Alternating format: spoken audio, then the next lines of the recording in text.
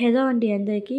దూది లాంటి మెత్తని ఇడ్లీలు ఇలాగ చేసేటప్పుడు పిండిలో తాలింపు వేసి వీడియోలో చూపిస్తున్నట్టుగా ఒకసారి ట్రై చేయండి. చాలా టేస్టీగా ఉంటాయి. అలాగే ఇడ్లీలు సాఫ్ట్గా కూడా ఉంటాయి.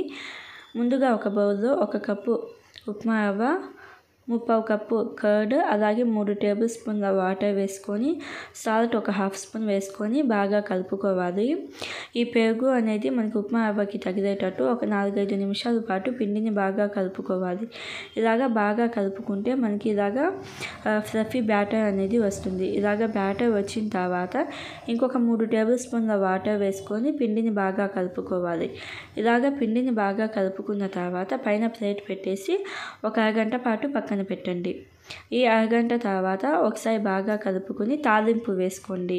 తాలింపులో ఆవాలు, జీలకర్ర, పచ్చిశనగపప్పు వేసుకొని తాలింపు రెడీ అయిపోయిన తర్వాత తాలింపు వేసుకోండి. దీనిలో తాలింపు వేసుకున్న తర్వాత బాగా కలుపుకోండి. ఒక 2 నిమిషాల పాటు పిండిని బాగా కలుపుకోవాలి.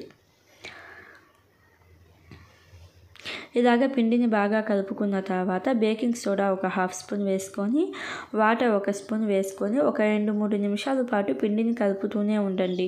ఇలాగ బేకింగ్ సోడా వేసిన తర్వాత అది యాక్టివ్ అవ్వడానికి ఒక 2-3 నిమిషాల పాటు కలుపుతూనే ఉండాలి. అలాగ కలుపుతూనే ఉంటే మనకి బేకింగ్ సోడా అనేది యాక్టివ్ అయ్యిద్ది.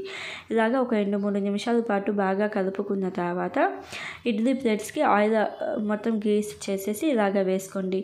ఎప్పుడైనా సరే ఇలాగ ఇడ్లీ ప్లేట్స్లో మనం పిండి వేసేటప్పుడే ఇడ్లీ స్టాండ్లో వాటర్ పెట్టేసి బాయిల్ చేయండి. అలాగా బాయిల్ చేసిన వెంటనే ఈ ప్లేట్స్ పెట్టేసామనుకోండి, అప్పుడు ఇడ్లీ తొందరగా ఉడుకుతుంది. ఈ ప్లేట్స్ పెట్టేసి ఒక 8-10 నిమిషాల దాకా మీడియం ఫ్లేమ్లో కుక్ చేసుకుంటే మనకి సాఫ్ట్ ఇడ్లీ అనేది రెడీ అవుతుంది.